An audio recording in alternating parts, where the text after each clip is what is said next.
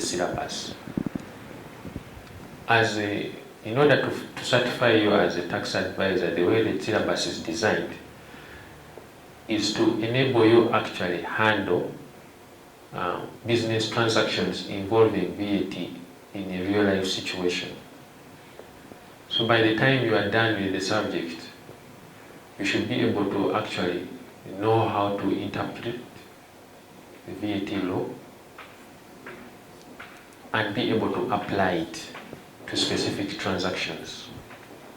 You charge me the VAT, I collect it from you, I am supposed to remit it to the government. It is not like a corporation tax where you have to self-assess yourself and actually pay the money to the government.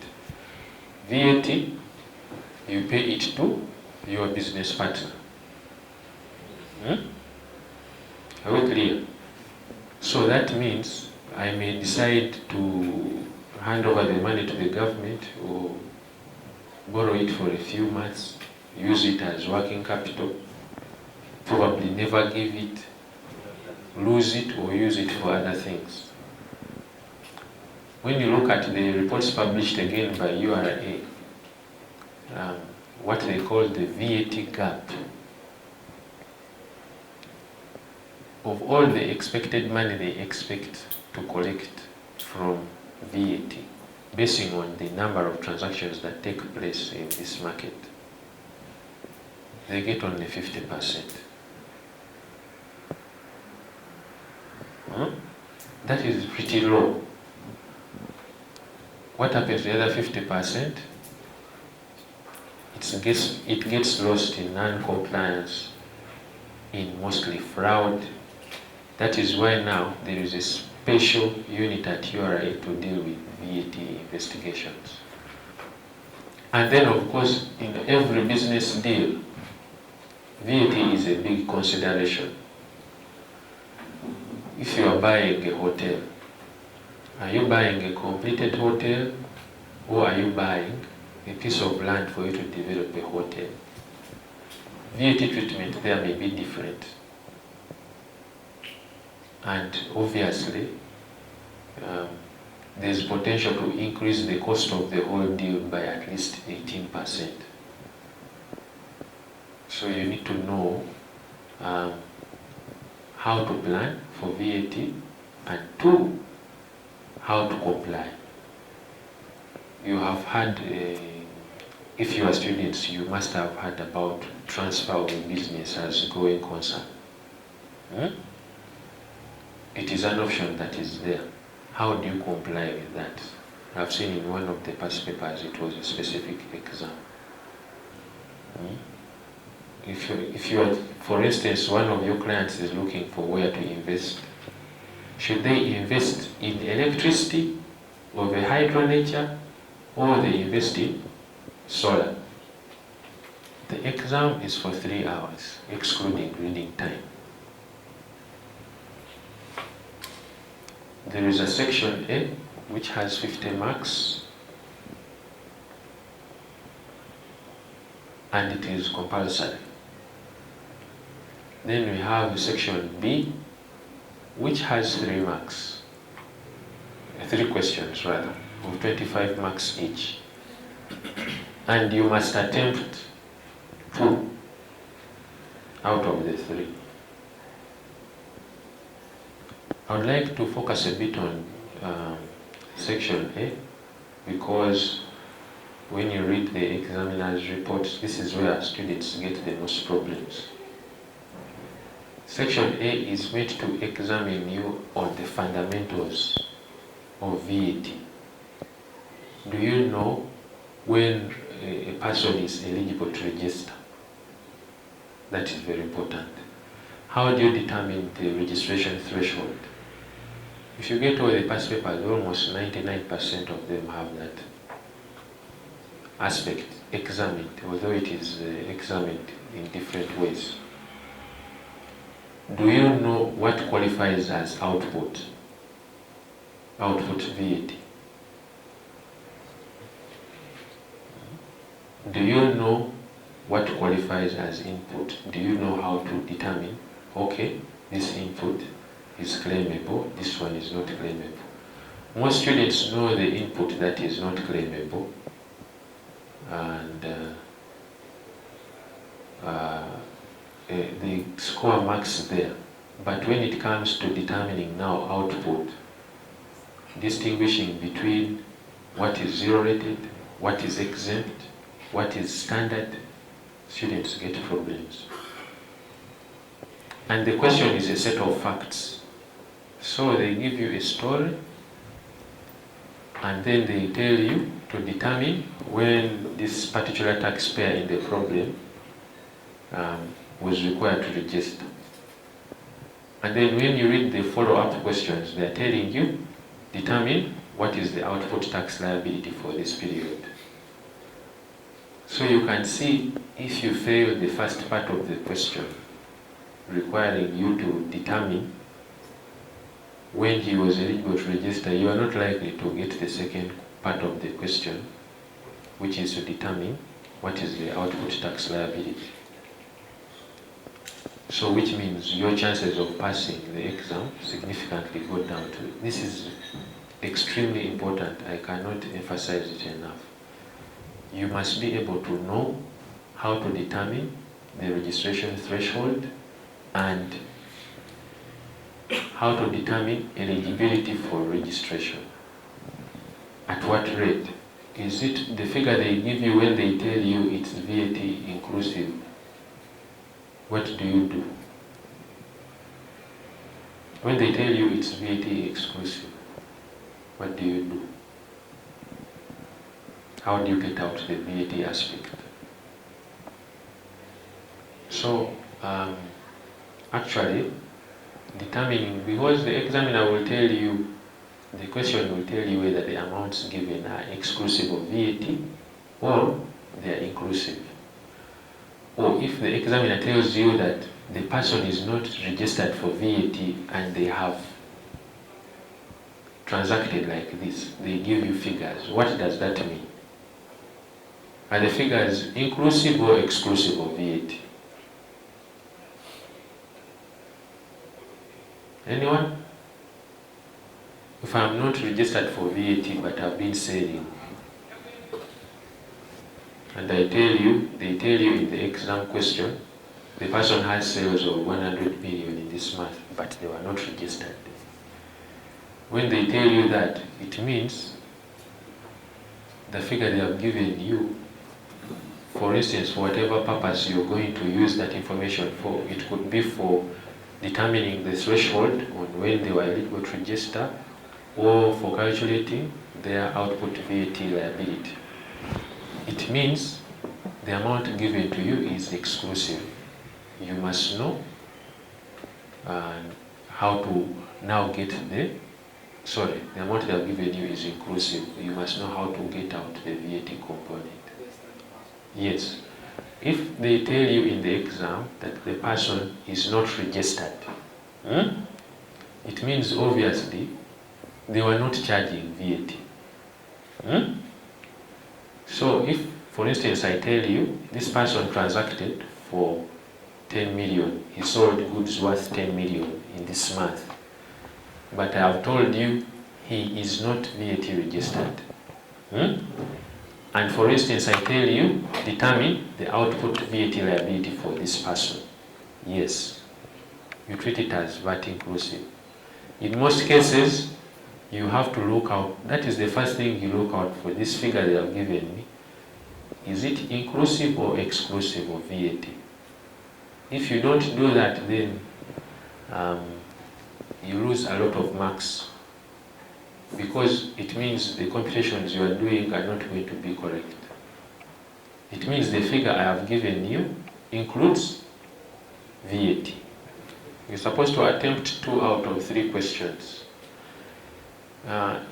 This is where you're going to find a question on theory.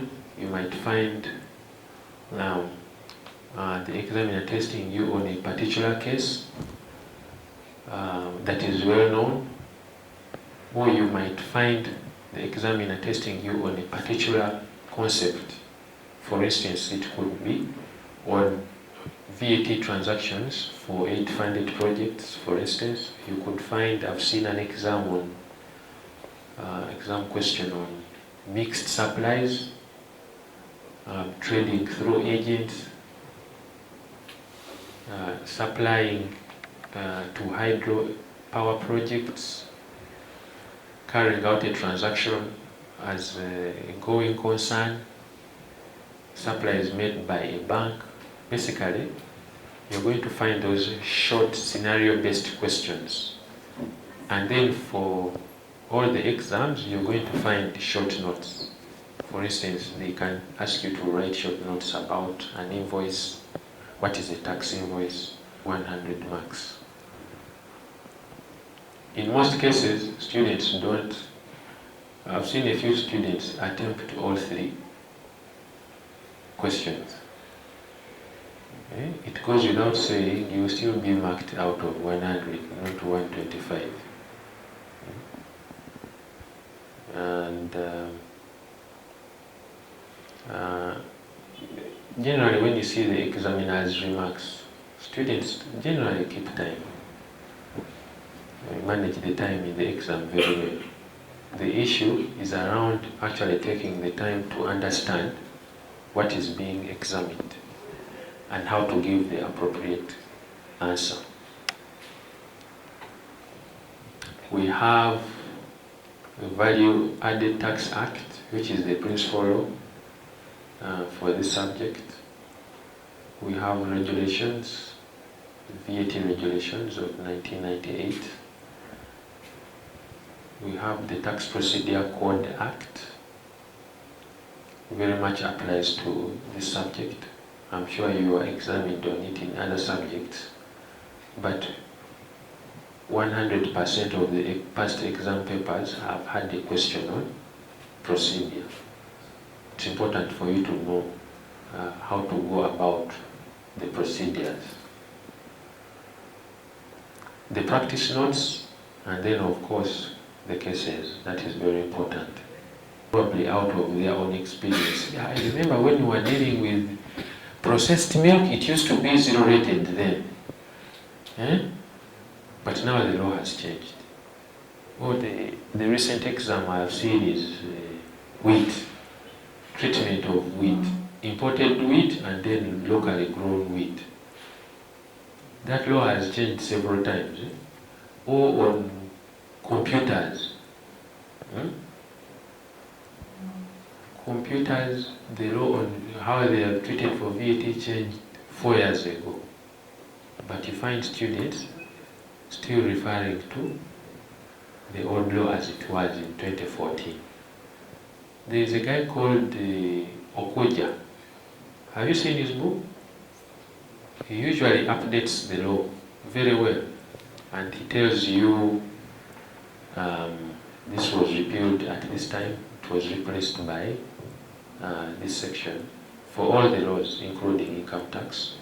His book is a very good resource for you to have as a student and as a practitioner.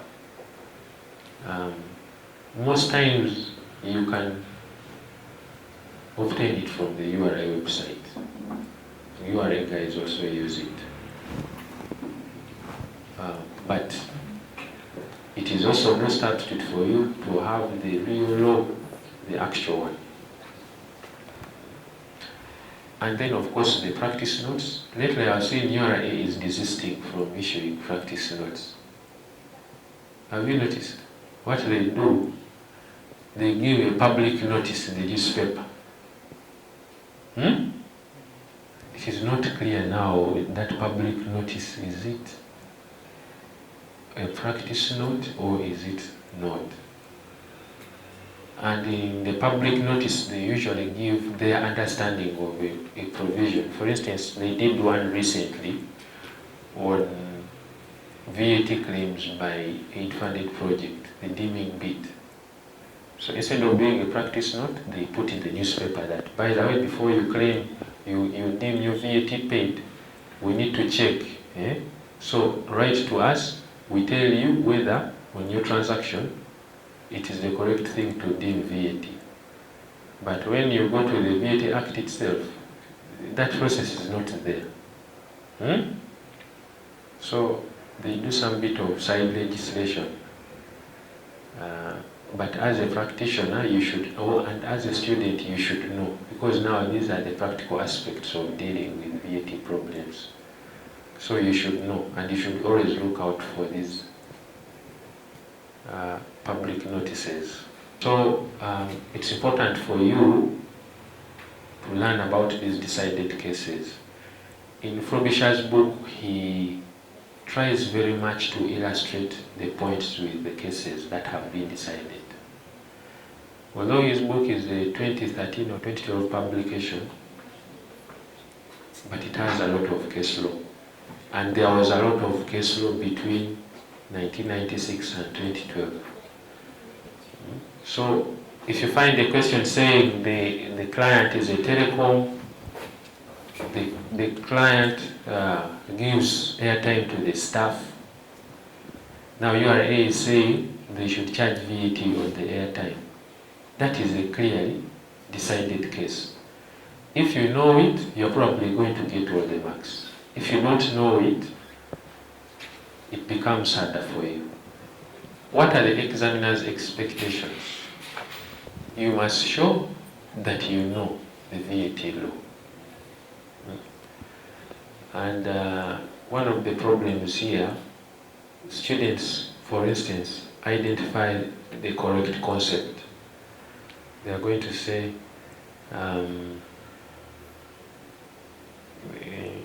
yeah, I know this is the penalty for non-compliance.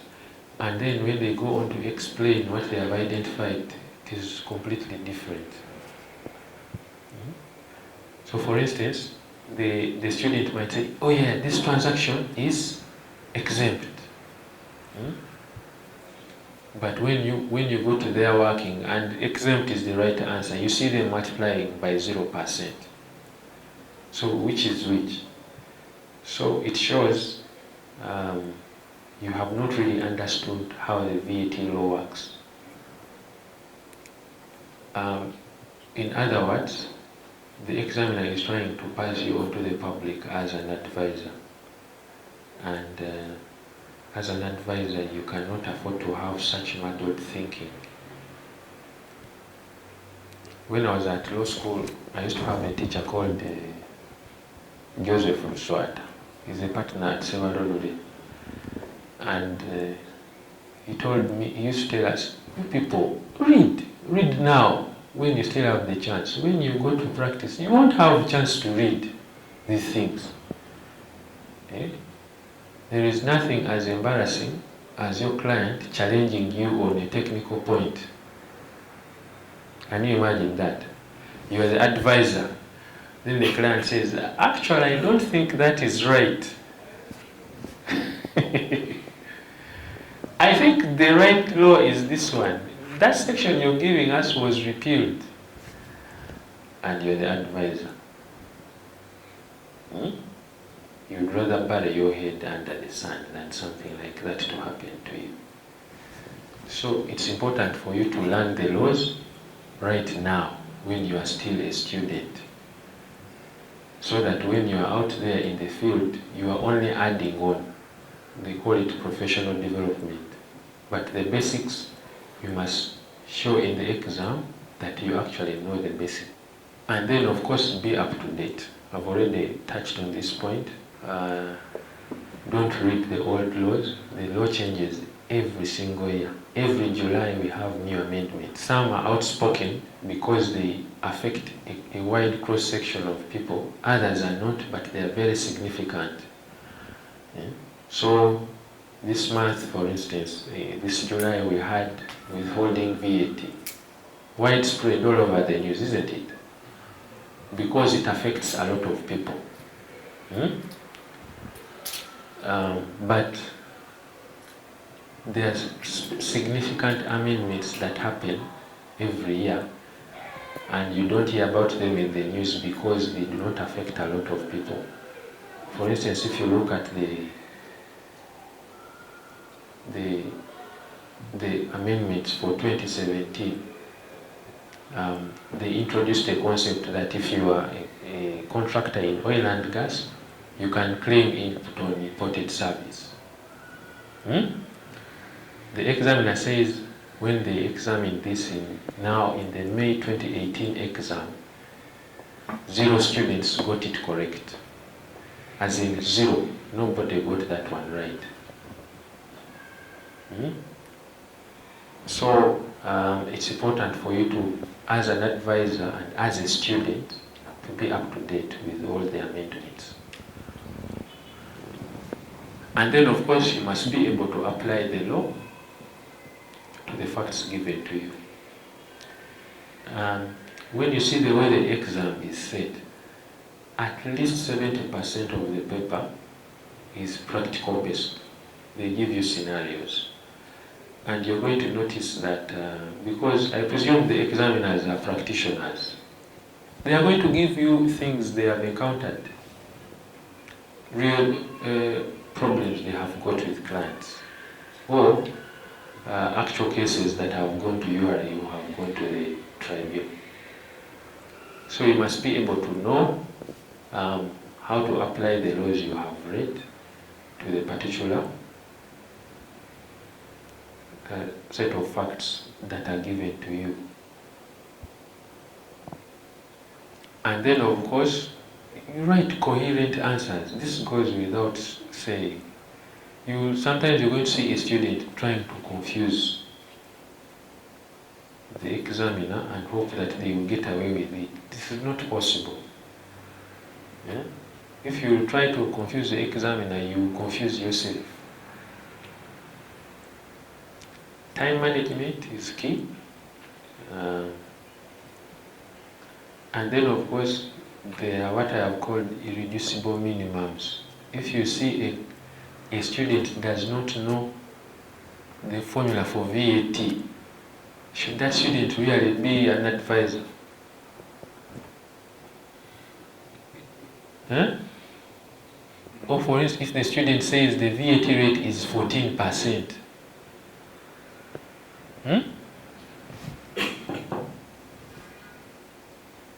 the student doesn't know what qualifies as input.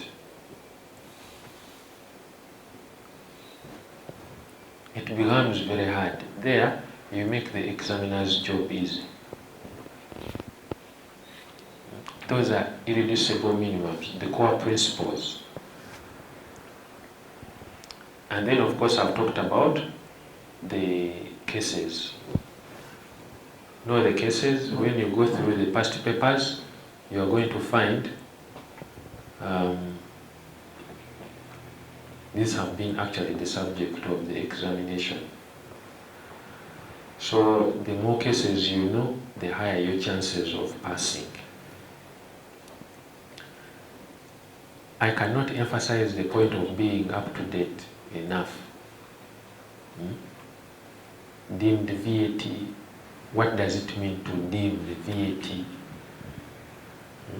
So you're going to see a student who knows that, yeah, okay, if I supply this, the question is saying the person made the supply to this project, which is funded by the government of Ghana. Okay, the student identifies it is deemed, and they write that in their answer. When you tell them to calculate the VAT liability, again they go in to now calculate liability on the deemed transaction. So that clearly knows, okay, the student has the theory but doesn't know how it applies in practice, which is a big problem. So you must go deeper and actually learn, okay, if I encounter something like this, what do I do? The recent forum for the withholding VAT, for example, clients were asking, the public was asking genuine questions. For instance, if I withhold VAT from him and I'm calculating my VAT liability, do I include the VAT I've withheld or not? and then me from whom VAT has been withheld. When I'm now calculating the payment I have to make to URA, do I include the other money which the other guy withheld or not? So those are practical aspects which will be tested in your exam and which you should have a good idea.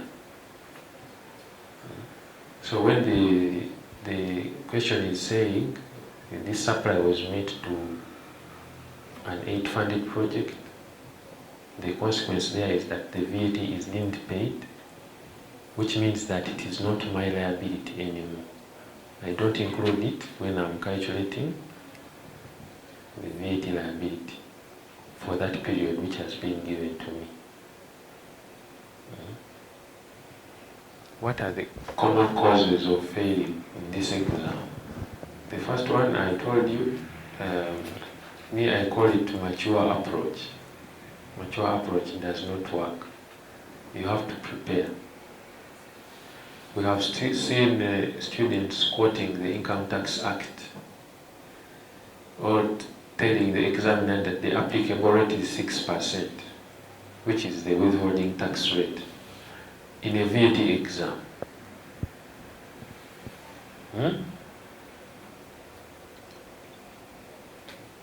That is very worrisome. Understanding what is inclusive, what is exclusive. If they tell you the amount is inclusive, and then I saw another student who they commented on, he rightly identified that the supply is zero rated. Then he drew a table. They gave him 4 transactions. He drew a table, wrote all the numbers, then multiplied by 0. Show it is zero rated. Then gave VAT liability of 0 and underlined very, very smartly. You're not going to get marks for that. So, that is very important. If you understand that concept, and you know the rules for when the person is eligible to register, which I've found most students know, that when you meet the threshold, you apply by the 20th of the following month, and then your effective date is the 1st of the other month. But if you do not get this one correctly, most likely you're going to get the wrong answer. Are we clear?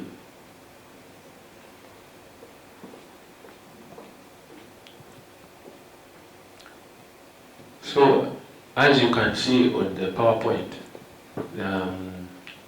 this is a problem area for you to improve upon.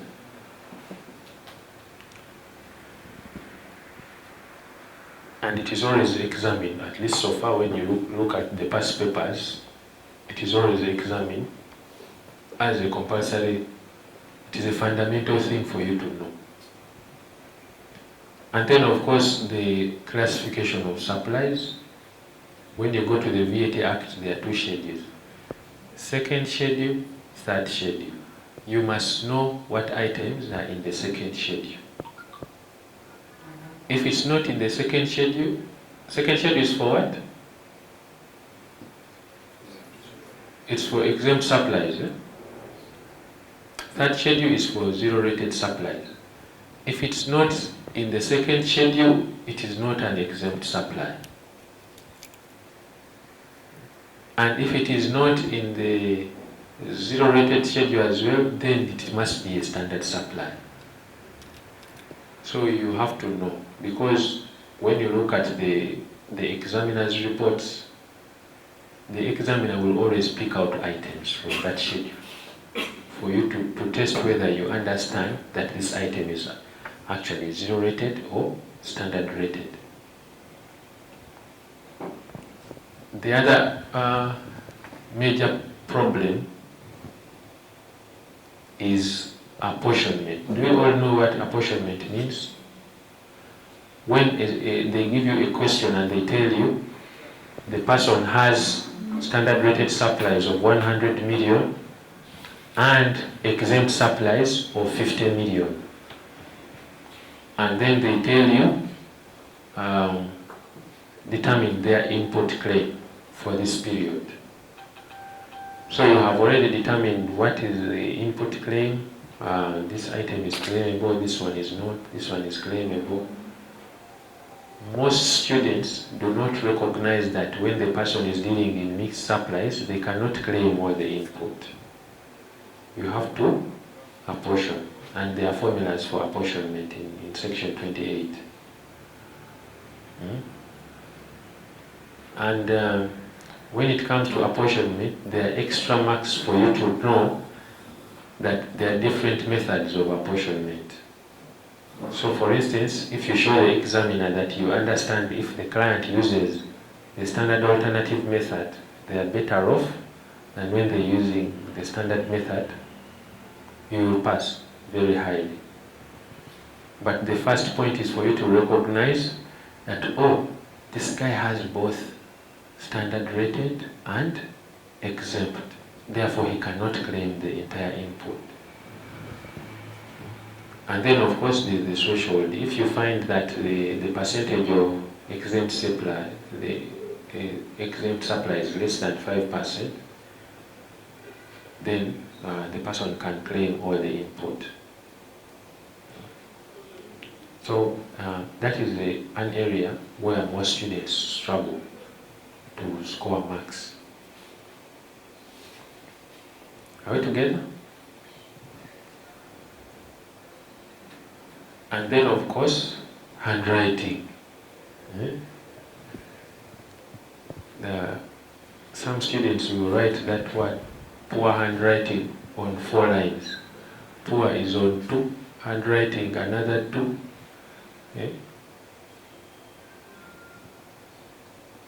Of course, you are not supposed to be malice because of which nursery school you attended.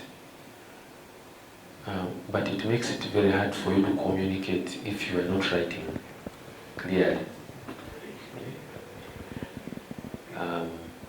So it's important for you to write very clearly and communicate. The key is to communicate. And then, lack of comprehension on what is required. The question is telling you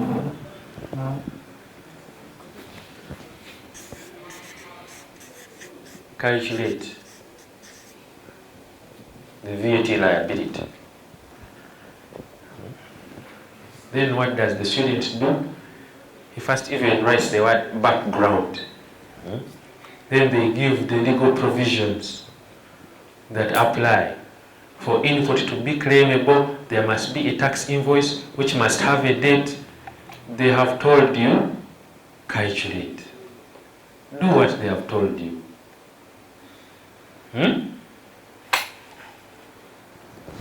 If they tell you,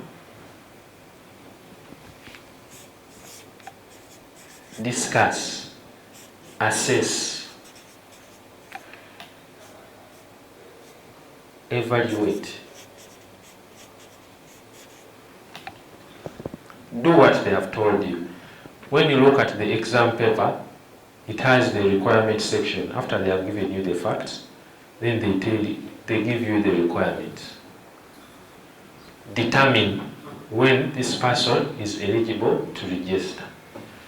When they have told you, determine. You determine. Or they can tell you, giving explanations for your classification, for your treatment, calculate the output tax liability of this person for this period. You do exactly that. Do the calculation and then explain.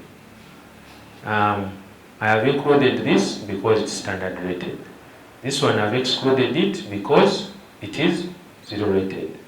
This one I've excluded it from input because according to section 24, it is not an allowable claim.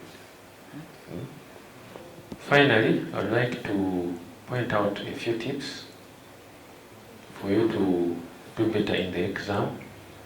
Read and understand the applicable laws. Prepare. Don't expect to fluke, please. Don't expect mercy, that if I score 48, they will pass me. No, that's not going to happen. Use the reading time and understand what is the requirement. Numerical competence. Sometimes you see a student getting the concept correctly, and they're supposed to add. Now I'm supposed to add the 8.4 plus the 2 million. Then they get the wrong answer. When it's just a question of addition. So numerical competence is also expected. Do not set your own question.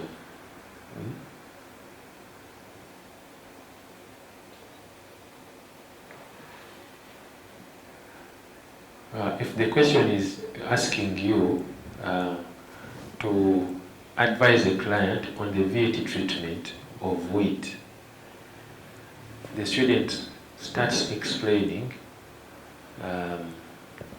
how other agricultural products are treated. For instance, we have processed milk, it is VAT exempt. There are even tractors. There are no added marks for that.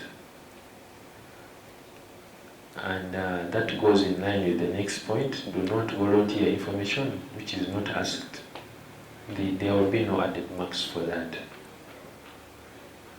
For section A, be practical. It's a practical question. Unless they have asked you, you answer what has been asked. Read and understand the set of facts given to you, and then you answer the question asked. As simple as that. Avoid now engaging in theories.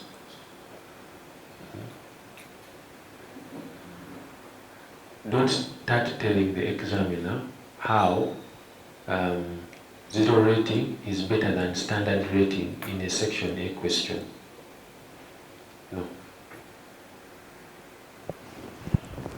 And then usually number 4 is on short notes.